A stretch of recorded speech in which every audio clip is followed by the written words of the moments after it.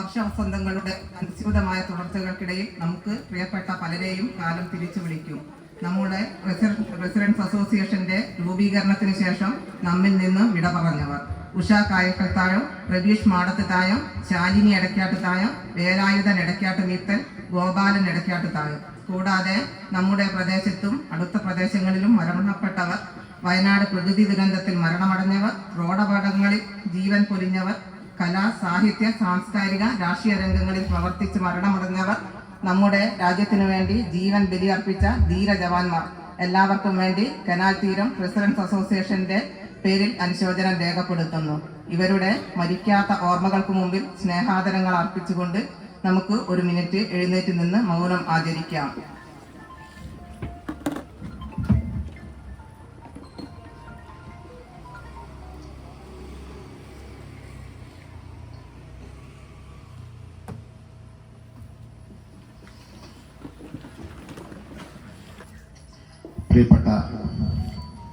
ഏറെ പ്രിയപ്പെട്ട റെസിഡൻസ് അസോസിയേഷൻ്റെ അംഗങ്ങളെ, വളരെ അഭിമാനത്തോടുകൂടി അതിലേറെ സന്തോഷത്തോടു കൂടിയാണ് ഞാൻ നിങ്ങളുടെ മുമ്പിൽ എഴുന്നേറ്റ് നിൽക്കുന്നത്.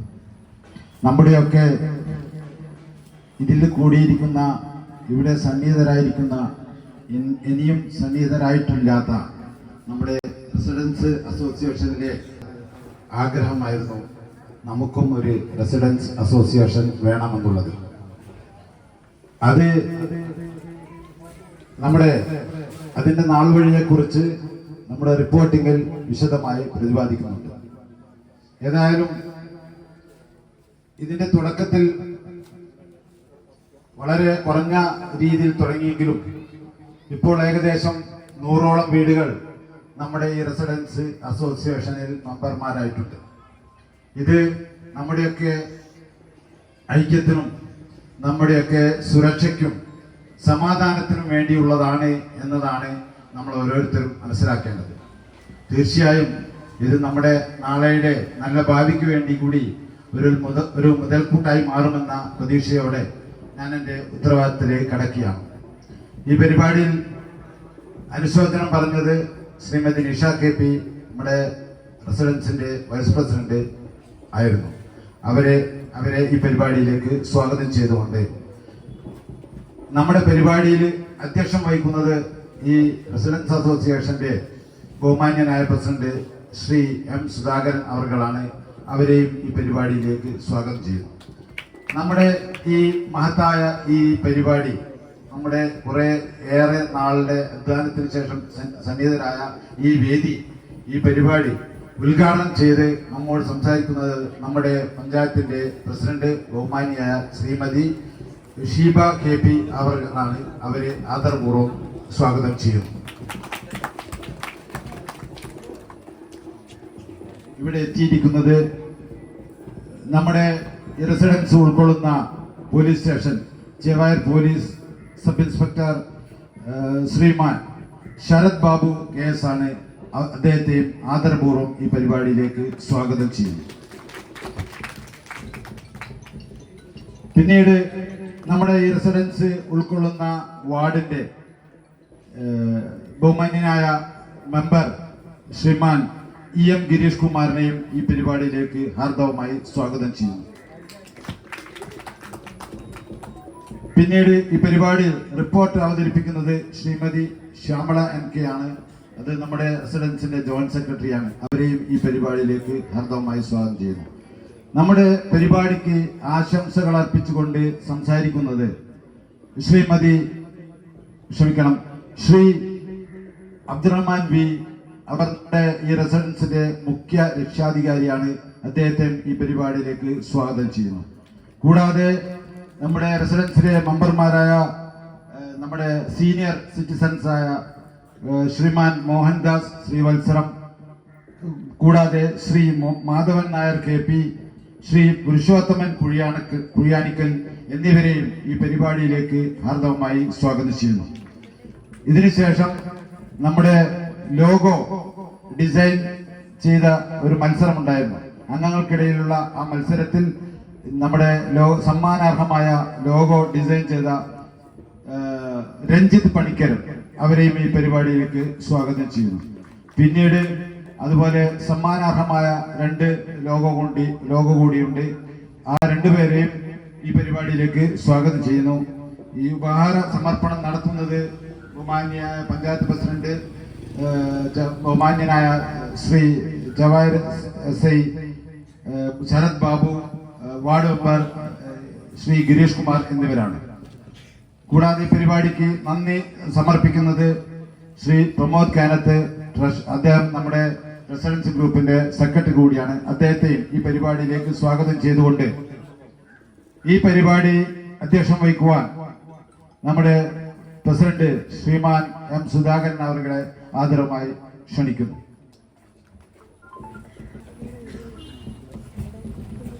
നമ്മുടെ കനാൽ തീരം റെസിഡൻസ് അസോസിയേഷന്റെ ഉദ്ഘാടന കർമ്മം നിർവഹിക്കാൻ ഇവിടെ എത്തിയിരിക്കുന്ന ബഹുമാന്യ കക്കോടി ഗ്രാമപഞ്ചായത്ത് പ്രസിഡന്റ് KP ഷീബ, ഈ പരിപാടിയിൽ മുഖ്യ അതിഥിയായി ഇവിടെ എത്തിയിരിക്കുന്ന ബഹുമാനപ്പെട്ട Chevayur police sub inspector Sarath Babu KS, ഈ പരിപാടിക്ക് ആശംസ അർപ്പിക്കാൻ ഇവിടെ എത്തിയിരിക്കുന്ന നമ്മളുടെ 12ാം വാർഡ് മെമ്പർ ബഹുമാനപ്പെട്ട EM ഗിരീഷ് കുമാർ, ഈ പരിപാടിക്ക് ആശംസ അർപ്പിക്കാൻ ഇവിടെ എത്തിയിരിക്കുന്ന കനാൽ തീരം റെസിഡൻസ് അസോസിയേഷന്റെ രക്ഷാധികാരി കൂടിയായ ബഹുമാനപ്പെട്ട KT അബ്ദുറഹ്മാൻ മാസ്റ്റർ,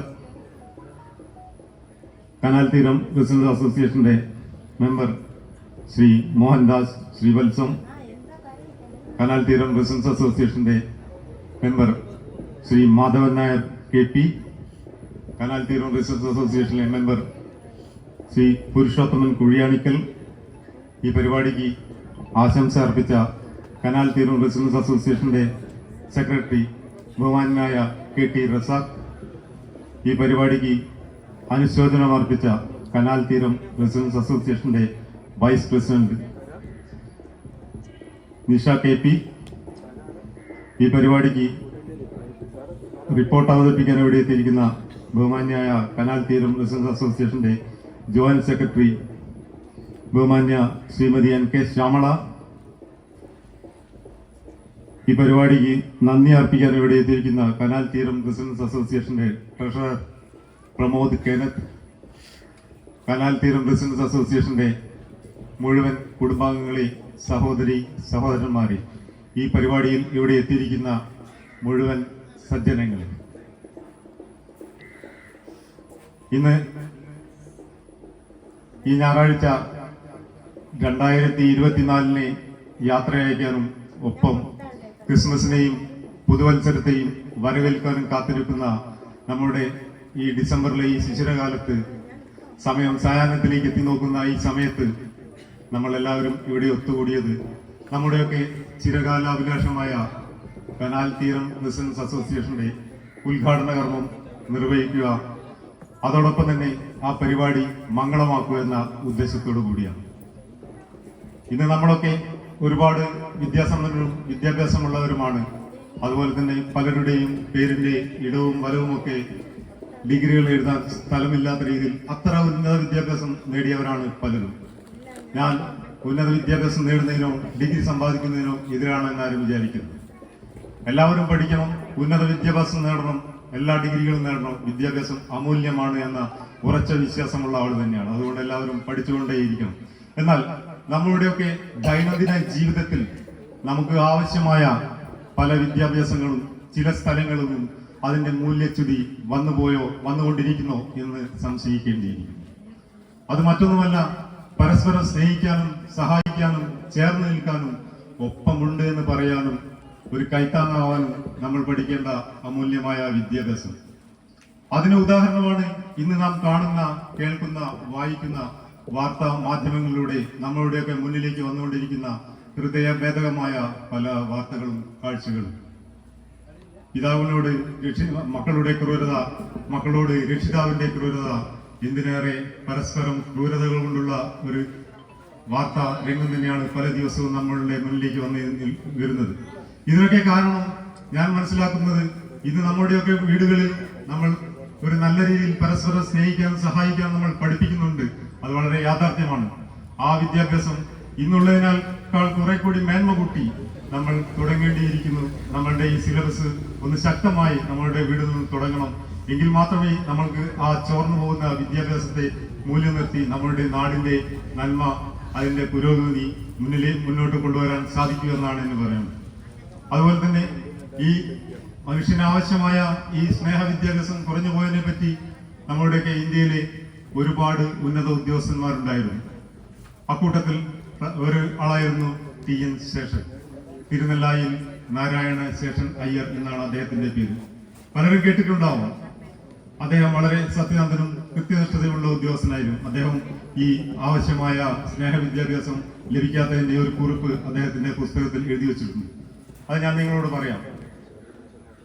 അദ്ദേഹം ഔദ്യോഗിക ജീവിതകാലത്ത് ഒരു ടൂർ പോകുന്നതിന്റെ ഭാഗമായിട്ട് അദ്ദേഹവും അദ്ദേഹത്തിന്റെ ഭാര്യയും നോർത്തിലെ ഒരു ഗ്രാമത്തിലൂടെ സഞ്ചരിക്കുമ്പോൾ ആ ഗ്രാമത്തിന്റെ തനിമയും ഭംഗിയും അതിന്റെ ലളിതമായ അവിടുത്തെ ജനങ്ങളുടെ ജീവിതവും അവിടെ ആട് മേയ്ക്കുന്ന ആളുകളുടെയും ആട്ടിൻ പറ്റങ്ങളുടെയും എല്ലാം കണ്ടപ്പോൾ ആ ഗ്രാമത്തിന്റെ ഭംഗി ആസ്വദിക്കാൻ വേണ്ടി തന്റെ ഡ്രൈവറോട് പറഞ്ഞു, വാഹനം ഒരു മരത്തിന്റെ ചുവട്ടിൽ സൈഡാക്കി നിർത്താൻ പറഞ്ഞു. ഡ്രൈവർ ആ മരത്തിന്റെ ചുവട്ടിൽ വാഹനം സൈഡാക്കി നിർത്തി. അപ്പോൾ ആ ഗ്രാമഭംഗി ആസ്വദിക്കുന്ന TN ശേഷനും ഭാര്യയും കൂടി തൊട്ടടുത്ത മരത്തിലേക്ക് നോക്കിയപ്പോൾ ആ മരത്തിൽ നിറയെ പക്ഷിക്കൂടുകൾ ഉണ്ടായിരുന്നു. നമ്മളുടെയൊക്കെ നാട്ടിൽ പറയുന്ന കൂരിയാറ്റ അല്ലെങ്കിൽ കുഞ്ഞാറ്റ എന്ന് പറയുന്ന കുരുവിക്കൂട്. അദ്ദേഹത്തിന്റെ ഭാഷയിൽ പുസ്തകത്തിൽ എഴുതി വെച്ചത് തൂക്കണാം കുരുവികൾ എന്നാണ്. ആ കൂടിന് ഒരുപാട് ഭംഗിയുണ്ടായിരുന്നു. ആ കൂടിന് ഒരുപാട് വിശേഷതകളുണ്ട്. ആ കൂരിയാറ്റ കൂട് കണ്ടവർക്ക് മനസ്സിലാവും. ഈ കൂടിന്റെ മനോഹാരിതയും അതിന്റെ ലാളിത്യവും എല്ലാം കണ്ടപ്പോൾ TN ശേഷന്റെ ഭാര്യയ്ക്ക് ഒരു മോഹം, അതിലൊന്ന് വീട്ടിൽ കൊണ്ടുപോയി വെച്ചാൽ എന്നാണ്, നമ്മുടെ വീട് അലങ്കരിച്ചാൽ എന്നാണ്. ഈ കാര്യം TN ശേഷനോട് പറഞ്ഞപ്പോൾ TN ശേഷൻ തന്റെ ഭാര്യയുടെ ആഗ്രഹം നിറവേറ്റുന്നതിന് വേണ്ടി തന്റെ സെക്യൂരിറ്റി ജീവനക്കാരനെ വിളിക്കുകയും ആ സെക്യൂരിറ്റി ജീവനക്കാരന് ഒരു 10 രൂപ കൊടുത്ത് അവരോട് പറഞ്ഞു, അവിടെ ആട് മേയ്ക്കുന്ന ആ പയ്യനോട് പറയൂ ആ മരത്തിൽ കയറി ഒരു കൂട് എടുത്തുകാരാണ്. ഇത് കേട്ട സെക്യൂരിറ്റി ജീവനക്കാരൻ ആ 10 രൂപയുമായി ആട് മേയ്ക്കുന്ന പയ്യന്റെ അടുത്ത് പോയി ആ 10 രൂപ നീട്ടി അവനോട് പറഞ്ഞൊരു കൂടെ എടുത്തുകാരൻ. ആ പയ്യൻ പറഞ്ഞു, സാറേ ഞാൻ എടുത്തു തരില്ല. അപ്പം ആ സെക്യൂരിറ്റി ജീവനക്കാരൻ പയ്യനോട് പറഞ്ഞു, അദ്ദേഹത്തോട് അങ്ങനെ പറയാൻ പാടില്ല, അത് ഇന്ത്യയിലെ ഉന്നത ഉദ്യോഗസ്ഥനാണ്, TN ശേഷനാണ്. അപ്പം ആട് മേയ്ക്കുന്ന ആ പയ്യൻ പറഞ്ഞു, ഏത് ഉന്നത ഉദ്യോഗസ്ഥനായാലും ഏത് പൊന്നു തമ്പുരാനായാലും ഞാൻ ആ കൂടെ എടുത്തു തരില്ല എന്ന് പറഞ്ഞു. അപ്പോൾ ഈ സെക്യൂരിറ്റി ജീവനക്കാരനും ആട് മേയ്ക്കുന്ന പയ്യനുമായുള്ള ആ വാഗ്വാദങ്ങൾ കാറിലിരുന്ന് കണ്ടുകൊടുക്കുന്ന TN ശേഷന്റെ ഭാര്യ പറഞ്ഞു, ആ പൈസ പറഞ്ഞു പോയത് കണ്ടായിരിക്കും, നിങ്ങൾ കുറച്ചും കൂടി പൈസ കൊടുത്താൽ ആ പയ്യൻ കൂടെ എടുത്ത് കൊടുക്കും. അത് കേട്ട TN ശേഷൻ കാറിൽ നിന്ന് ഇറങ്ങി ആ മരത്തിന്റെ ചുവട്ടിൽ നിന്ന് ആ പയ്യന്റെ അടുത്ത് 100 രൂപ എടുത്തു കൊടുത്തു. നീ അതിലൊരെണ്ണം എടുത്തു തന്നു. അപ്പോൾ ആ ആട് മേയ്ക്കുന്ന പയ്യൻ TN ശേഷനോട് പറഞ്ഞു, സാറേ 100 അല്ല 100,000 തന്നാലും ഞാൻ ആ കൂടെ എടുത്തു തരില്ല. ജീവിതത്തിൽ ഒരിക്കലും നോ കേൾക്കാത്ത, തന്റെ ഔദ്യോഗിക ജീവിതം അത്രയും കൃത്യതയും സത്യസന്ധതയുമായി പോകുന്ന, ജീവിതത്തിൽ ഒരിക്കലും നോ കേൾക്കാത്ത TN ശേഷൻ 1 മിനിറ്റ് സ്തബ്ധനായി പോയി, നിശ്ചലനായി പോയി. തന്റെ വികാരങ്ങളും വേദനയും എല്ലാം മനസ്സിൽ ഒതുക്കി പിടിച്ചുകൊണ്ട് TN ശേഷൻ ആ പയ്യനോട് ചോദിച്ചു, നീ എന്താണ് 100 രൂപ തന്നിട്ടും ആ കൂടെ എടുത്തു തരാത്തത്? അപ്പോൾ ആ പയ്യൻ TN ശേഷനോട് പറഞ്ഞു, സർ, ആ കൂട്ടിൽ ആ കുഞ്ഞു കുരുവികളുടെ മക്കളുണ്ട്. ആ കുഞ്ഞു കുരുവികളുടെ മക്കൾക്ക് വേണ്ടി വെള്ളവും ഭക്ഷണവുമാകുന്ന ഇര തേടി പോയതാണ് ആ കുരുവികളുടെ രക്ഷിതാക്കളും തള്ളപക്ഷികളും. അവർ തിരിച്ചു വരുമ്പോൾ, ഭക്ഷണവും ഇരയും കൊണ്ട് തിരിച്ചു വരുമ്പോൾ ആ കൂട്ടിൽ ആ കുഞ്ഞിനെ കണ്ടില്ലെങ്കിൽ, ആ കൂട് കണ്ടില്ലെങ്കിൽ ആ കുരുവിൽ കരയുന്ന ദീനമായ ഒരു രോദനമുണ്ട് സർ. അത് കേൾക്കാനും അത് കാണാനുമുള്ള കെൽപ്പ് എന്റെ മനസ്സിനും ശരീരത്തിനുമില്ല. ഇത് കേട്ട TN ശേഷൻ പറയുന്ന ഒരു വാക്കുണ്ട്, ആ ആട് മേയ്ക്കുന്ന പയ്യന്റെ മുന്നിൽ ഞാൻ ഇതുവരെ സമ്പാദിച്ചതൊന്നും, ഇതുവരെ നേടിയ ഒരു ഡിഗ്രിയും ഒന്നുമല്ലാതെയായി പോയി, ഞാനൊന്നും പഠിച്ചില്ല എന്ന് തോന്നിപ്പോയി. ആ തോന്നലാണ്, ആ പയ്യനിൽ നിന്ന് കിട്ടിയ അറിവാണ്, ആ തിരിച്ചറിവിന്റെ പേരാണ് വിശ്വവിഖ്യാതമായ സ്നേഹം. ആ സ്നേഹമാണ് നമ്മുടെയൊക്കെ ഓരോരുത്തരുടെയും മനസ്സിലൂടെ ഒരു ഗംഗയായി, ഒരു പ്രവാഹമായി, ഒരു മഴയായി, ഒരു മഞ്ഞുതുള്ളിയായി, ഒരു കുളിർക്കാറ്റായി വീശേണ്ടതും പെയ്യേണ്ടതും ഒഴുകേണ്ടതും. ഞാൻ വിഷയത്തിലേക്ക് വരാം. ഇന്ന് അതുപോലെ നമ്മളൊക്കെ ആധാരങ്ങളും കുടികളവും എല്ലാം വാങ്ങി എന്റെ സ്വന്തം എന്ന് വിചാരിച്ച് നമ്മൾ ലോക്കറിലും പെട്ടിയിലൊക്കെ വെച്ച് സൂക്ഷിക്കുന്ന ആധാരങ്ങളും ഭൂമിയും ഒക്കെ നമുക്ക് തലമുറകളായി കൈമാറി കിട്ടിയതാണ്. ഈ ഭൂമിയും ഈ ഭൂമിയിലെ സ്നേഹവും നമുക്ക് നമ്മളുടെ പൂർവികന്മാർ നമ്മളെ ഏൽപ്പിച്ചതാണ്, നമുക്ക് തലമുറകളായി കൈമാറി കിട്ടിയതാണ്. ഈ സ്നേഹവും സൗഹാർദ്ദവും അതിന്റെ സത്ത, അതിന്റെ സൗന്ദര്യം, അതിന്റെ അന്തസ് അത് ചോർന്നു പോവാതെ മേന്മ കൂട്ടി വരുന്ന തലമുറയിലേക്ക് കൊടുക്കാൻ ബാധ്യതയുള്ളവരാണ്, കടപ്പെട്ടവരാണ് നമ്മൾ. അത് നമ്മൾ ചെയ്യണം. ഈ ഭൂമിയിലെ മുഴുവൻ സൗകര്യങ്ങളും ആസ്വദിച്ച് മതിവരാത്തവരാണ് ഇന്നിന്റെ ഉടമകളായ നമ്മിൽ പലരും. അങ്ങനെ ഈ ഭൂമിയിൽ ജീവിക്കാൻ ഒരവസരവും കൂടി ചോദിച്ചവരാണ് നമ്മളായ മനുഷ്യരിൽ പല ആളുകളും. കേട്ടിട്ടില്ലേ ആ ചോദ്യം? കവി ഭാവനകളിലൂടെയെങ്കിലും ഒരു തവണ കൂടി ഇവിടെ ജീവിക്കാൻ അവസരം തരുമോ എന്ന് ചോദിച്ചിട്ടുണ്ട്. ആ ചോദ്യം പല സ്ഥലങ്ങളിലും കവി ഭാവനകളിലൂടെ ഇന്നും മുഴങ്ങി കേൾക്കാറുണ്ട്. കേൾക്കുമ്പോൾ അതിനൊരു മനോഹാരിതയുണ്ട്, ഭംഗിയുണ്ട്. കേട്ടിട്ടില്ലെങ്കിൽ കേട്ടോളൂ. ആ ചോദ്യം ഇതാണ്: ഈ മനോഹര തീരത്ത് തരുമോ ഇനിയൊരു ജന്മം കൂടി, ഇനിയൊരു ജന്മം കൂടി. അത്രമേൽ മനോഹരമായിരുന്നു നമുക്ക് കൈമാറുന്ന ഈ ഭൂമിയും ഇവിടുത്തെ സ്നേഹ സൗഹാർദ്ദങ്ങളും ഈ പ്രകൃതി ഭംഗിയും. അതിന്റെ തനിമ നഷ്ടപ്പെടാതെ, അതിന്റെ സത്യസന്ധത, അതിന്റെ അന്തസ്സ് നഷ്ടപ്പെടാതെ ഈ സ്നേഹ സൗഹാർദ്ദങ്ങളും കൂട്ടായ്മയും നമ്മൾ വരുന്ന തലമുറയ്ക്ക് കൈമാറി കൊടുക്കണം. അങ്ങനെ ഈ വരും തലമുറകളും ഇവിടെ പല തവണ ജീവിക്കാനുള്ള അവസരം ചോദിക്കുന്നവരായി മാറണം. അതുപോലെ തന്നെ ഒരു പ്രദേശത്തിന്റെ ഭംഗി എന്ന് പറയുമ്പോൾ ആ പ്രദേശത്തെ ജനങ്ങളുടെ സത്യസന്ധതയും കൂട്ടായ്മയും അവരുടെ ഒത്തുചേരലും തന്നെയാണ്. എന്റെ ഭാഷയിൽ പറഞ്ഞാൽ ഓണത്തിന്റെ പൂക്കളം പോലെയാണ്. വിവിധ വർണ്ണങ്ങളും വിവിധ സുഗന്ധങ്ങളുമുള്ള പൂക്കൾ ഒത്തുചേരുമ്പോൾ മാത്രമാണ് അതൊരു പൂക്കളമാവുന്നത്. ആ പൂക്കളത്തിൽ വിവിധ വർണ്ണങ്ങളും വിവിധ പൂക്കളും ഒത്തുചേരുമ്പോൾ കാണുന്ന ഒരു അവർണ്ണനീയമായ ഭംഗിയുണ്ട്. ആ ഭംഗിയാണ് ആ പൂക്കളത്തിന്റെ ഭംഗി.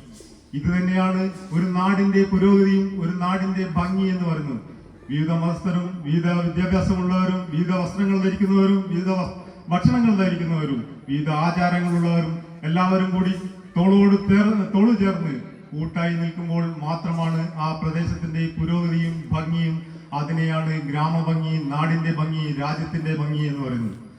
അത്തരം സംഗതികൾ നമ്മളുടെ നാട്ടിൽ ഉണ്ടാവണമെങ്കിൽ നല്ലവരായ ജനങ്ങളെ ഒരുപാട് കൂട്ടായ്മകൾ ഇവിടെ അത്യാവശ്യമാണ്.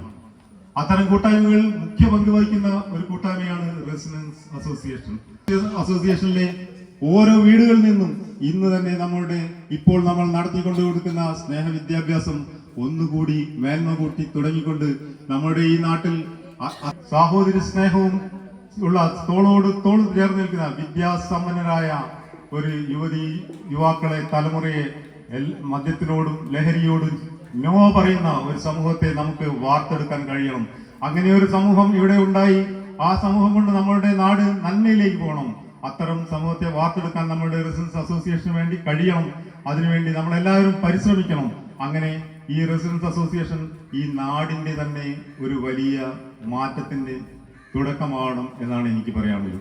ഏതായാലും ഇത്രയും പറഞ്ഞുകൊണ്ട് ഈ പരിപാടി ഔപചാരികമായി ഉദ്ഘാടനം ചെയ്യുന്നതിന് വേണ്ടി നമ്മുടെയൊക്കെ ബഹുമാന്യ ഗ്രാമപഞ്ചായത്ത് പ്രസിഡന്റ് KP ഷീബ അവറുകളെ ഔപചാരികമായി ഉദ്ഘാടനം ചെയ്യുന്നതിന് വേണ്ടി സർവാദരപൂർവ്വം ക്ഷണിച്ചുകൊണ്ട് ഞാൻ എൻ്റെ വാക്കുകൾ നിർത്തുന്നു. നന്ദി, നമസ്കാരം. സ്റ്റേഷന്റെ പ്രസിഡന്റ് ശ്രീ M. സുധാകരൻ അവർ, ഈ ചടങ്ങിൽ സംബന്ധിക്കുന്ന ബഹുമാന്യനായ Chevayur police sub inspector Shri Sarath Babu KS, ബഹുമാന്യനായ വാർഡിന്റെ മെമ്പർ EM ഗിരീഷ് കുമാർ, ഈ റെസിഡൻസ് അസോസിയേഷൻ വ്യത്യസ്ത റോളുകൾ നിർവഹിക്കുന്ന ശ്രീ നിഷ, ശ്രീ KT റസാഖ്, അങ്ങനെ തുടങ്ങിയിട്ടുള്ള നന്ദി അർപ്പിക്കുന്ന ശ്രീ പ്രമോദ് കേനത്ത് ഉൾപ്പെടെയുള്ള റെസിഡൻസ് അസോസിയേഷൻ്റെ ഭാരവാഹികൾ, ഇവിടെ ആശംസകൾ അർപ്പിച്ച് സംസാരിക്കുന്ന ശ്രീ അബ്ദുൾ റഹ്മാൻ അവർ, ശ്രീ മോഹൻദാസ് ഏട്ടൻ, ശ്രീ മാധവേട്ടൻ, പുരുഷോത്തമേട്ടൻ, മറ്റ് ഈ ചടങ്ങിൽ സംബന്ധിക്കുന്ന സ്നേഹം നിറഞ്ഞ സഹോദരി സഹോദരന്മാരെ, എല്ലാവർക്കും നമസ്കാരം. നമ്മുടെ നാട് കക്കോടി ഒരു ഗ്രാമാവസ്ഥയിൽ നിന്ന് പതുക്കെ പതുക്കെ പട്ടണത്തിൻ്റെ സ്വഭാവങ്ങളിലേക്ക് ചുവടുവെക്കുകയാണ്. ഗ്രാമമാണോ എന്ന് ചോദിച്ചാൽ ഗ്രാമമാണ്, ഗ്രാമപഞ്ചായത്താണ്, ഗ്രാമമാണ്. പട്ടണമാണോ എന്ന് ചോദിച്ചാൽ കോഴിക്കോട് പട്ടണത്തിൻ്റെ തൊട്ടടുത്ത പഞ്ചായത്ത് എന്ന നിലയിൽ കുറച്ചെങ്കിലും ഒരു ഗ്രാമീണമായ ഒരു അനുഭവം നമ്മളെ വാർഡിലേക്കൊക്കെ ഉള്ളൂ. ഇവിടെ ഇങ്ങോട്ട് വരുമ്പോൾ അല്ലെങ്കിൽ ബദിരൂർ അങ്ങോട്ട് പോകുമ്പോൾ മാത്രമേ ഉള്ളൂ. പഞ്ചായത്തിൻ്റെ ഒരറ്റത്ത് ചെറുകുളം ഭാഗത്തേക്ക് നോക്കിയാൽ ഏതാണ്ട് ആ ഭാഗം ഒരു പട്ടണ സ്വഭാവമാണ്. കക്കോടി ബസാർ നോക്കിയാൽ കോർപ്പറേഷൻ വാർഡുമായി വലിയ വ്യത്യാസമൊന്നുമില്ല. ഒരു 10 സെൻറ്റ് ഭൂമി കൂടുതലുള്ള ആളുകൾ എത്രയുണ്ടെന്ന് ചോദിച്ചാൽ വളരെ ചുരുക്കമാണ്. വിരലിൽ എണ്ണി പറയാൻ പറ്റും. 2-3 സെന്റിൽ വീട് വെച്ച് താമസിക്കുകയാണ്. ഓരോ ദിനവും കൂടുതൽ പേർ നമ്മുടെ പഞ്ചായത്തിലേക്ക് താമസക്കാരായി എത്തുകയാണ്. ഒരാഴ്ചയിൽ തന്നെ 10-50 അധികം പുതിയ വീടിന് വേണ്ടി, പെർമിറ്റിന് വേണ്ടി പഞ്ചായത്തിൽ അപേക്ഷ സമർപ്പിക്കുന്നുണ്ട്. നമ്മുടെ പഞ്ചായത്ത് മാത്രമല്ല, പൊതുവെ നമ്മളൊരു നഗരവൽക്കരണത്തിലേക്ക്, ഗ്രാമങ്ങളിൽ എന്ന് പറയുന്നത് ഒരു ടേം മാത്രമായി, ഒരു പദപ്രയോഗം മാത്രമായി മാറുകയും നമ്മളിങ്ങനെ ഒരു നഗരവൽക്കരണ സ്വഭാവത്തിലേക്ക് മാറുകയും ചെയ്യുകയാണ്. അതുകൊണ്ടാണ് റെസിഡൻസ് അസോസിയേഷനുകൾ ഇങ്ങനെ ഉടലെടുത്തുകൊണ്ടിരിക്കുന്നത്. നമുക്കൊരു 20-25 വർഷം മുൻപ് ഇങ്ങനെയൊരു റെസിഡൻസ് അസോസിയേഷൻ വേണമെന്ന് തോന്നില്ല, അല്ലേ? 25 വർഷം എന്നൊന്നും പറയുന്ന അത്ര ദീർഘമായ ഒരു കാലമല്ല. പക്ഷേ ഒരു 10-50 വർഷം മുമ്പുള്ള മുതിർന്ന ആളുകളെല്ലാം ഇവിടെ ഇരിക്കുന്നുവല്ലോ. അവരുടെയൊക്കെ കുട്ടിക്കാലം, ഈ നാട് ഇങ്ങനെ ആളുകൾ തമ്മിൽ സഹകരിക്കാൻ, സ്നേഹിക്കാൻ, പരസ്പരം പങ്കുവെക്കാൻ, ദുഃഖവും സന്തോഷവും ഒക്കെ പങ്കുവെച്ച് ഒരുപോലെ മനുഷ്യരായി ജീവിക്കാൻ, മറ്റ് അതിർവരമ്പുകളൊന്നുമില്ലാതെ മനുഷ്യരായി ജീവിക്കാൻ ഒരു റെസിഡൻസ് അസോസിയേഷൻ വേണ്ടി വരും എന്ന് ചിന്തിച്ചിരുന്നവരാണോ? ആണോ? അല്ല. അന്ന് നേരത്തെ കവി പാടിയതുപോലെ ഒരു വീട്ടിൽ അടുപ്പ് പുകഞ്ഞാൽ മറുവീട്ടിൽ പശിയില്ലാർന്നേന്ന. ഒരു വീട്ടിൽ അടുപ്പ് പുകഞ്ഞാൽ മറുവീട്ടിൽ പശിയില്ലാർന്നേന്ന. ഒരു വീട്ടില് തീ കത്തിയിട്ടുണ്ടെങ്കിൽ, അവിടെ എന്തെങ്കിലും വെച്ചിട്ടുണ്ടെങ്കിൽ അപ്പുറത്തെ വീട്ടില് വിശപ്പറിയില്ല എന്നാണ്. അത്ര പോലും ഒരു വീടിന്റെ അടുക്കളയും അടുത്ത വീടിന്റെ അടുക്കളയും തമ്മിൽ നമ്മൾ കാണാത്തൊരു ബന്ധം ഉണ്ടായിരുന്നു. ഇപ്പോൾ ഉള്ള മതിൽക്കെട്ടോ മുൻവശത്തെ ഗേറ്റോ ഒന്നുമില്ല. ഇനി അതുണ്ടെങ്കിൽ, മുൻപിലൊരു വേലി കെട്ടിയിട്ടുണ്ടെങ്കിലും അടുക്കളയിൽ നിന്ന് അടുക്കളയിലേക്ക് അമ്മമാർ തമ്മിൽ പങ്കുവെക്കുന്ന സ്നേഹത്തിന്റെ ഊഷ്മളത ഉണ്ടായിരുന്നു. ഇന്നങ്ങനെ ഒരു പിടി ഉപ്പില്ലാണ്ടായാൽ, ചായപ്പൊടി ഇല്ലാണ്ടായാൽ വേഗം ഓടിച്ചെന്ന് അപ്പുറത്തെ അടുക്കളയിൽ നിന്ന് എടുക്കുന്ന എത്ര പേരുണ്ട്? അതിനേക്കാൾ എളുപ്പമാണ് നമ്മുടെ വീട്ടിൽ എന്തായാലും ഇരുചക്ര വാഹനമുണ്ട്, 2 വീലർ ഇല്ലാത്ത വീടില്ല, സൈക്കിളെങ്കിലും ഉണ്ട്. കുട്ടികളെ ഒന്ന് ഓടിച്ചാൽ അപ്പുറത്തെ വീട്ടിൽ പോയി ചോദിക്കുന്നതിൻ്റെ മാനക്കേടില്ല, നമുക്ക് വേഗം പോയി വാങ്ങാം എന്ന രീതിയിലേക്ക് മാറി, അല്ലേ? മുമ്പ് നമുക്കതൊരു മാനക്കേട്, ഉപ്പ് വാങ്ങുന്നത് പോലും നമുക്കതൊരു മാനക്കേടായിരുന്നില്ല. ഇവിടെ ഇല്ലെങ്കിൽ അപ്പുറത്ത് എടുക്കാം എന്നുള്ള നമ്മുടെ ഒരു അവകാശബോധമായിരുന്നു. ഇപ്പോൾ നമ്മൾ വല്ലാതെ നമ്മളിലേക്ക് ചുരുങ്ങുന്നൊരു കാലത്ത് അങ്ങനെ ചുരുങ്ങരുത് എന്നും, നമ്മളിങ്ങനെ എത്ര തിരക്കിട്ട ലോകത്താണെങ്കിലും നമ്മൾ ഒരുമിച്ച് ചേരാൻ, മറ്റെല്ലാ അതിർവരമ്പുകൾക്കും അപ്പുറത്ത് നമ്മൾ വ്യത്യസ്ത വിശ്വാസങ്ങളുള്ളവരാണ്, വ്യത്യസ്ത മതവിശ്വാസങ്ങളുള്ളവരാണ്, വ്യത്യസ്ത ആരാധനാരീതിയുള്ളവരാണ്, വ്യത്യസ്ത വേഷങ്ങളിൽ നടക്കുന്നവരാണ്, വ്യത്യസ്തരാണ് നമ്മളെല്ലാം, വ്യത്യസ്ത നിറങ്ങളുള്ളവരാണ്, എല്ലാം വ്യത്യസ്തരാണ്. പക്ഷെ എന്നിട്ടും നാം മനുഷ്യരാണ്, നമ്മളിങ്ങനെ ഒരുമിച്ച് ചേരണം, ഒന്നിച്ച് പങ്കുവെക്കപ്പെടണം, നമ്മുടേതെല്ലാം ഈ നാടിൻ്റെതാണ്, മനുഷ്യരാണ് എന്ന് നമ്മളെ ഓർമ്മിപ്പിക്കുന്ന നിലയിലാണ് ഇങ്ങനെ ഒരു നഗരവൽക്കരണത്തിലേക്ക് പോകുന്ന കാലത്ത് റെസിഡൻസ് അസോസിയേഷൻ ഉണ്ടാവുന്നതിൻ്റെ കാരണവും റെസിഡൻസ് അസോസിയേഷനുകൾ ആവശ്യപ്പെടുന്നതും അതാണ്.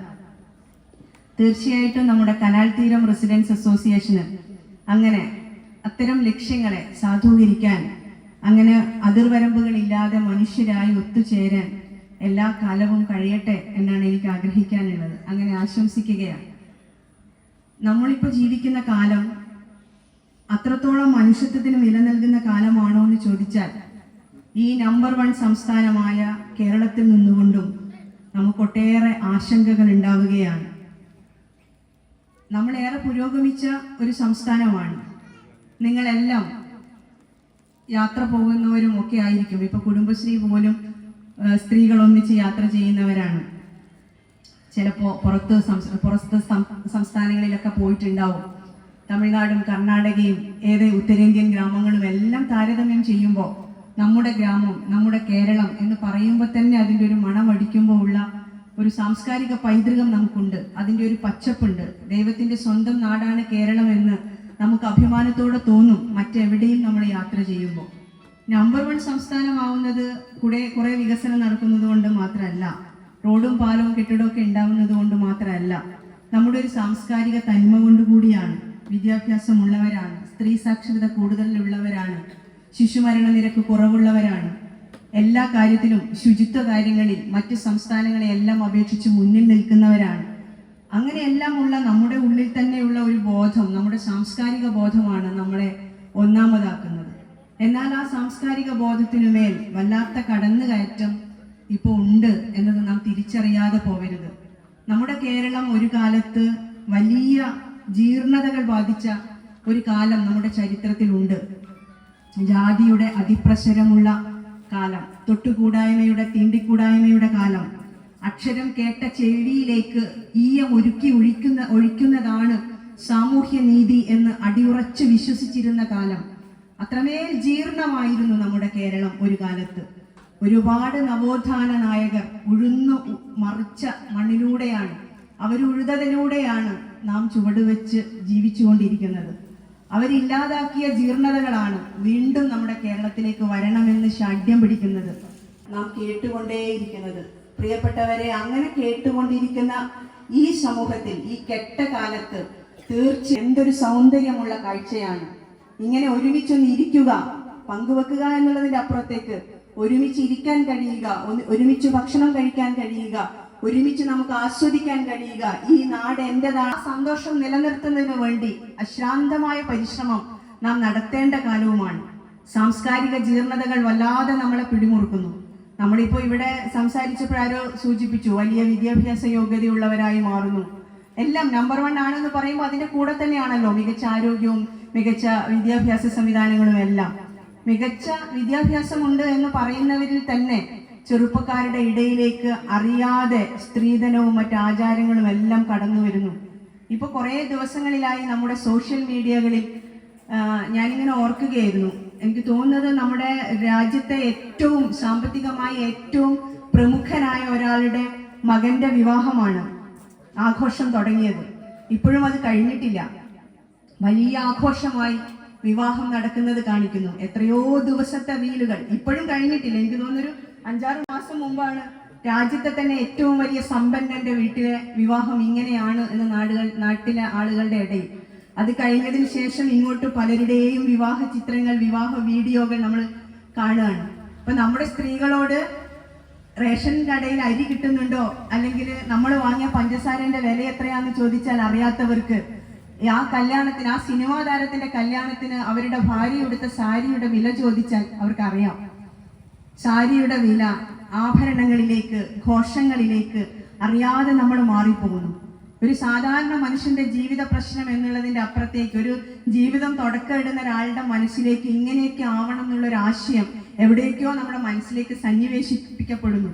എന്നിട്ട് ഇന്നാളൊരു ഫേസ്ബുക്കിൽ ആരോ എഴുതിയ ഒരു കുറിപ്പ് ഞാൻ വായിച്ചു. ഒരു സ്ത്രീ, ഭർത്താവ് ചെറുപ്പത്തിലെ മരണപ്പെട്ടു, അവരുടെ കുട്ടിയെ വളരെ കഷ്ടപ്പെട്ടാണ് വളർത്തിയത്, ഒരു പെൺകുട്ടിയാണ്, നല്ല വിദ്യാഭ്യാസം കൊടുക്കണം എന്നുള്ളത് കൊണ്ട് നിരവധി അടുക്കളകളിൽ അവർ ജോലി ചെയ്തു. നിരവധി വീടുകളിൽ മാറി മാറി ഒരു ദിവസം തന്നെ 4-5 വീട്ടിലെ വിഴുപ്പഴക്കി അലക്കിയും അവിടെ നിലം തുടച്ചും പാത്രം കഴുകിയും വേർപ്പ് ചോര നീരാക്കി അവർ പണിയെടുത്ത ആ കുട്ടിയെ ഉയർന്ന ഒരു ക്വാളിഫിക്കേഷനുള്ള വിദ്യാർത്ഥിനിയാക്കി, അല്ലെങ്കിൽ ഒരു ജോലിക്ക് സാധ്യതയുള്ള ആളാക്കി മാറ്റി. ഇപ്പോൾ വിവാഹപ്രായമായപ്പോ ആ പെൺകുട്ടി പറയുകയാണത്രേ, 50 പവൻ ഇല്ലാതെ ഞാൻ വിവാഹം കഴിക്കില്ല എന്ന്. ജോലി കിട്ടിയിട്ടില്ല, കിട്ടുമെന്ന് ഉറപ്പാണ്, നല്ല ക്വാളിഫിക്കേഷനാണ്. അമ്മ സങ്കടപ്പെട്ടുകൊണ്ട് പറയാ, എല്ലാവരോടും അങ്ങനെ പറയാൻ പറ്റില്ല, ഉള്ളു തുറന്ന് പറയാൻ പറ്റുന്നവരോട് അമ്മ പറയാണ്, എൻ്റെ ആ മകളുടെ ആഗ്രഹം, ഇത്രയും കാലം ഞാൻ ജീവിച്ചത് അവൾക്ക് വേണ്ടിയാണ്, ഞാൻ എങ്ങനെ സാധിച്ചു കൊടുക്കും, ഇപ്പൊ എനിക്ക് പ്രായമായി, തൊഴിലുറപ്പ് പദ്ധതിയിൽ ഇടയ്ക്ക് പോവാറുണ്ട് എന്നല്ലാതെ വീടുകളിൽ ഇങ്ങനെ പോവാൻ കഴിയുന്നില്ല, ഞാൻ എങ്ങനെയാണ് അത് സാധിച്ചു കൊടുക്കേണ്ടത്, എനിക്കറിയാൻ പറ്റുന്നില്ല, ആരോട് ചോദിക്കണം എന്ന് പറയാൻ പറ്റുന്നില്ല. എവിടെയാണ് നമ്മുടെ പെൺകുട്ടികളുടെ ബോധം അങ്ങനെ ഇല്ലാതാകപ്പെട്ടു പോകുന്നത്? ഏത് കണ്ടാണ് നാം ഭ്രമിക്കപ്പെടുന്നത്? ഇങ്ങനെ ആഭരണത്തിന്റെ തൂക്കവുമായി ചെന്ന് കയറുന്ന വീട്ടിൽ മനസ്സമാധാനമില്ലാതെ അവരുടെ വിദ്യാഭ്യാസത്തിന്റെയോ അവരുടെ പെരുമാറ്റത്തിന്റെയോ അവരുടെ സ്വഭാവ മഹിമയുടെയോ എല്ലാം ഗുണത്തിനപ്പുറത്തേക്ക് സമ്പത്തിന്റെ അളവ് പോലിൽ മാത്രം അവളെയും അവളുടെ വീട്ടുകാരെയും തൂക്കുന്ന നീതി. എത്ര പേർ മരണപ്പെടുന്നു, എത്ര പേർ ആത്മഹത്യ ചെയ്യപ്പെടുന്നു, എത്ര പേർ കൊല ചെയ്യപ്പെടുന്നു, എന്നിട്ടും നമ്മളത് പഠിക്കുന്നില്ല. നമ്മുടെ സമൂഹം അത് തിരുത്താൻ തയ്യാറാവുന്നില്ല എന്നത് വളരെ ഗൗരവപരമായി നാം പരിശോധിക്കേണ്ടതാണ്. ചെറുപ്പക്കാരെ പറ്റി പറയുമ്പോൾ ഞാനിപ്പോൾ ഇങ്ങോട്ട് വന്നു കയറുമ്പോൾ നമ്മുടെ SIയും ഇവരൊക്കെ ഇരുന്ന് സംസാരിക്കുകയായിരുന്നു ചെറുപ്പക്കാരുടെ ഇടയിലേക്ക് വല്ലാതെ കടന്നു കയറുന്ന ലഹരി ഉൾപ്പെടെയുള്ള വിപത്തുകളെ പറ്റി. പുതിയ ജനറേഷൻ ആകെ കുറ്റമാണെന്ന് നമുക്ക് പറയാൻ കഴിയില്ല. നമ്മളെ പോലെയല്ല, അവർ ശാസ്ത്ര സാങ്കേതിക വിദ്യയുടെ വലിയ സാധ്യതകളിലേക്ക് പിറന്നു വീണവരാണ്. നമ്മളെല്ലാം എപ്പോഴാണ് ഒരു മൊബൈൽ ഫോൺ സ്വന്തമായി കണ്ടത്, ഉപയോഗിക്കാൻ തുടങ്ങിയത്? ഞാൻ എൻ്റെ 22ാമത്തെ വയസ്സിലാണ് ആദ്യമായി കായണ്ണ ഗ്രാമപഞ്ചായത്തിന്റെ പ്രസിഡന്റ് ആയതുകൊണ്ട്, പ്രസിഡന്റ് ആയിരുന്നില്ലെങ്കിൽ ആ പ്രായത്തിൽ എനിക്കൊരു മൊബൈൽ ഫോൺ ഉണ്ടാവില്ലായിരുന്നു എന്നുള്ളത് 100% ഉറപ്പ്. അന്ന് പ്രസിഡന്റ് ആയതുകൊണ്ട്, അത് ഇന്നത്തെ ഈ സ്ക്രീനുള്ള ഫോൺ അല്ല, നമ്മളെ പഴയ ഒരു നോക്കിയന്റെ ഫോണായിരുന്നു. ഒരു വെള്ളയും ഒരു സ്വിച്ച് ഇങ്ങനെ അമർത്തുന്ന ഒരു ഫോണില്ലേ, അതിലാണ്. കഷ്ടപ്പെട്ട ഒരാൾക്കൊരു മെസ്സേജ് അയക്കണം, ഇന്നത്തെ പോലത്തെ ഒരു ചിത്രം ഒന്നും അയക്കാൻ പറ്റില്ല, ഞെക്കി പിടിച്ച് ടൈപ്പ് ചെയ്ത് തന്നെ അയക്കണം. അതാണ് 22ാമത്തെ വയസ്സിൽ. ഇപ്പൊ നമ്മുടെ മക്കൾ പിറന്നു വീഴുന്നത് ലാപ്ടോപ്പിന് മുന്നിലേക്കും ഏറ്റവും വില കൂടിയ ഇലക്ട്രോണിക് മാധ്യമങ്ങളുടെ മുമ്പിലേക്കാണ്. അവരെ സംബന്ധിച്ചിടത്തോളം അവരെ ജനറേഷൻ അനുസരിച്ച വൈഭവം അവർക്കുണ്ടാവും. ഈ ഉപകരണങ്ങളെല്ലാം ഉപയോഗിക്കാനും അത് കൈകാര്യം ചെയ്യാനും എല്ലാമുള്ള ശേഷി ഉണ്ടാവും. പക്ഷെ അത് ഉപയോഗിക്കുമ്പോൾ തന്നെ മാനവികമായ മൂല്യങ്ങൾ നഷ്ടപ്പെടാതിരിക്കാൻ നമ്മൾ കൂട്ടായി പരിശ്രമിക്കേണ്ടിയിരിക്കുന്നു. അവരെ കുറ്റം പറയുന്നതിനപ്പുറത്തേക്ക് നമുക്ക് കൂട്ടായി അത് പ്രയത്നിക്കേണ്ടിയിരിക്കുന്നു. എൻ്റെ വീട്ടിലും നിങ്ങളുടെ വീട്ടിലും എല്ലാം നമ്മൾ എത്രത്തോളം ഉത്തരവാദിത്വമുള്ളവരായി മാറുമ്പോഴും അത് നമുക്ക് എത്രത്തോളം കഴിയുന്നു എന്നുള്ളതും വലിയ ചോദ്യമാണ്. നമ്മളെ തൊട്ടടുത്ത പ്രദേശത്ത് തിക്കോടിയാണ്. കഴിഞ്ഞ ദിവസം നിങ്ങൾ കണ്ടോന്നറിയില്ല, ഒരു അമ്മയുടെ കഴുത്ത് ഇങ്ങനെ വെട്ടി മാറ്റാൻ ശ്രമിച്ചതൊരു സ്കൂൾ വിദ്യാർത്ഥിയാണ്. മൊബൈൽ ഫോൺ കളിക്കാൻ കൊടുക്കാത്തത് കൊണ്ടാണ്. നമ്മുടെ അമ്മമാരെല്ലാം മൊബൈൽ ഫോൺ കുട്ടികൾ വല്ലാതെ ഉപയോഗിക്കുമ്പോൾ പരിഭവം പറയുന്നവരും വാങ്ങി വെക്കുന്നവരും നിയന്ത്രിക്കുന്നവരുമാണ്. ഞാനും അങ്ങനെയാണ്. ഒരുപാട് സമയം ഇങ്ങനെ ഗെയിം തന്നെ ആകുമ്പോൾ അല്ലെങ്കിൽ റീൽസ് കണ്ട് തന്നെ സമയം പോകുമ്പോൾ പരീക്ഷക്കാലത്തോ അല്ലെങ്കിൽ പ്രധാനപ്പെട്ട മറ്റു ചുമതലകളിൽ നിന്നൊക്കെ അവർ മാറിപ്പോകുന്നു എന്ന് തോന്നുമ്പോഴോ നമ്മളത് വാങ്ങി വെക്കുകയോ കൊടുക്കാതിരിക്കുകയോ നിയന്ത്രിക്കുകയോ ഒക്കെ ചെയ്യുന്നവരാണ്. പക്ഷെ അമ്മ അങ്ങനെയൊന്ന് നിയന്ത്രിച്ചാൽ അത് കിട്ടാതെ വരുമ്പോൾ അമ്മയുടെ കഴുത്തിന് വെട്ടാം, നെഞ്ചത്ത് കുത്താം എന്നൊക്കെ എവിടെയാണ് ഒരു കുട്ടിക്ക് തോന്നിപ്പോകുന്നത്? അത്ര വൈകാരികമായി അമ്മ എന്ന് പറയുന്ന ബന്ധം പോലും ഇല്ലാതായി പോകുന്നത് എവിടെയാണ് എന്നെല്ലാം ചിന്തിക്കേണ്ട കാലമാണ്. ദീർഘമായി ഞാൻ സംസാരിക്കുന്നില്ല. അത്ര കലുഷിതമാണ് നമ്മുടെ നാട്ടിലെ വളരുന്ന ഒരു തലമുറയെ സംബന്ധിച്ചും ഭാവിയെ സംബന്ധിച്ച് ആലോചിക്കുമ്പോഴും നമുക്കുണ്ടാകുന്നത്. വല്ലാത്ത വിഘടനപരമായ അഭിപ്രായം ഉണ്ടാകുമ്പോഴും മനുഷ്യരെന്നുള്ള നിലയിൽ, സാമൂഹ്യ ജീവി എന്നുള്ള നിലയിൽ, അയൽവാസികൾ എന്നുള്ള നിലയിൽ നമ്മളെല്ലാം ഒരുപോലെ ഒന്നിച്ച് ജീവിക്കുന്നവരാണ് എന്ന ബോധം പോലും ഇല്ലാതായി പോകുന്ന, ചിന്തിക്കുന്ന ഒരേ ഒരു ജീവി മനുഷ്യനാണ് എന്നുള്ള ബോധം പോലും ഇല്ലാതെ ചിന്താശേഷി ഇല്ലാത്തവരായി മാറിപ്പോവുകയാണ്. അങ്ങനെ ഒരു കാലത്താണ് നമ്മളിപ്പോൾ രൂപീകരിക്കുന്ന റെസിഡൻസ് അസോസിയേഷൻ പോലുള്ള സംഘടനകളുടെ പ്രസക്തി എന്ന് പറയാനാണ് ഞാൻ ഇത്രയും പറഞ്ഞത്. നമ്മൾ വിചാരിക്കും ഒരു വാർഷികാഘോഷം നടത്താൻ, എല്ലാ വർഷത്തിലും ഒരു കലാപരിപാടികൾ നടത്തി ആസ്വദിച്ച് പിരിയുന്നതിന്, അവരെല്ലാം ഉടുക്കുന്നത് പോലെ ഒരുമിച്ച് ഒരേ കളർ കോഡുള്ള ഡ്രസ്സ് ഇടുന്നതിന്, അല്ലെങ്കിൽ അങ്ങനെ എന്തെങ്കിലും ഒരു ആഘോഷം നടത്തുന്നതിന് വേണ്ടി മാത്രമാണ് ഒരു റെസിഡൻസ് അസോസിയേഷൻ എന്നാണ്. അതിൻ്റെ അപ്പുറത്തേക്ക് നമുക്ക് വളരാൻ കഴിയണം. പ്രയാസമുള്ള മനുഷ്യന്റെ കൈ പിടിക്കാൻ പറ്റണം, അവർക്ക് ആശ്വാസമാവാൻ പറ്റണം. നമ്മളിപ്പോൾ കോവിഡ് കാലവും നിപ കാലവും ഹോക്കി കാലവും എല്ലാം നമ്മൾ പ്രതിരോധിച്ചത് മനുഷ്യരെന്നുള്ള നിലയിൽ ചേർന്ന് നിന്നതുകൊണ്ടാണ്. കോവിഡ് കാലത്തും നിപ കാലത്തും എല്ലാം കേരളം ആർജിച്ചെടുത്ത, അല്ലെങ്കിൽ നാം ചേർന്ന് നിന്നുകൊണ്ട്, ഒന്നായി നിന്നുകൊണ്ട് നാം നേടിയ കുറെ നേട്ടങ്ങളുണ്ട്. അത് ചോർന്നു പോവാതിരിക്കാൻ നമുക്ക് കഴിയണം. ഓരോ 10 വീടിന്റെ ചുറ്റിലും ആ 10 വീടുകൾ തമ്മിലുള്ള ബന്ധം നമുക്ക് ഊട്ടി ഉറപ്പിക്കണം. നേരത്തേതുപോലെ നമ്മൾ അപ്പുറത്തെ വീട്ടിലെ കുട്ടി തെറ്റ് ചെയ്യുന്നത് കണ്ടാൽ ഇപ്പൊ അങ്ങനെ കടുത്ത ശകാരം നടത്താറില്ല. ഒരു 10-30 വയസ്സിന് മുകളിലുള്ള, ഒരു 10-40 വയസ്സിന് മുകളിലുള്ള ആളുകൾ ഈ യോഗത്തിൽ പങ്കെടുക്കുന്നവർക്ക് അറിയാം, നിങ്ങൾ കളിക്കാൻ പോകുന്ന വഴിയിൽ എന്തെങ്കിലും കുരുത്തക്കേട് കാണിച്ചാൽ, അല്ലെങ്കിൽ വീട്ടിൽ അംഗീകരിക്കാൻ പറ്റാത്ത എന്തെങ്കിലും ഒന്ന് നിങ്ങൾ വഴിയിൽ ചെയ്തു എന്നുള്ളത് കണ്ടാൽ അച്ഛനും അമ്മയും മാത്രമല്ല, നമ്മുടെ അയൽവാസികളും അച്ഛനും അമ്മയോടൊപ്പം തന്നെ അവരെ പോലെ തന്നെ കാർക്കശ്യത്തോടെ നമ്മളോട് പെരുമാറുന്നവരായിരുന്നു. പക്ഷെ നമ്മളിപ്പോ അങ്ങനെയാണോ? അപ്പുറത്തെ വീട്ടിലെ കുട്ടി വീർതി കളിച്ചു എന്ന് പറഞ്ഞുകൊണ്ട് നമ്മൾ അത്ര ധൈര്യത്തോടെ പറയാറുണ്ടോ? ഇല്ല. എന്തുകൊണ്ടോ നമുക്കത് എല്ലാവരെയും നമ്മൾ അങ്ങനെ ഒരു അധികാരപ്പെടുത്തി വെക്കണം എന്നൊന്നല്ല ഞാൻ പറയുന്നത്. പക്ഷെ അത് നമുക്ക് ചോർന്നു പോകുന്നുണ്ട്. അതിനെല്ലാം നമുക്കിങ്ങനെ അധികാരമുള്ളവരാണ്, നമ്മളെല്ലാം ഒരു വീട്ടുകാരെ പോലെ തന്നെയാണ്, ഒരുമിച്ചാണ് എന്ന് ബോധ്യപ്പെടുത്താൻ നമുക്കിതിന് കഴിയണം.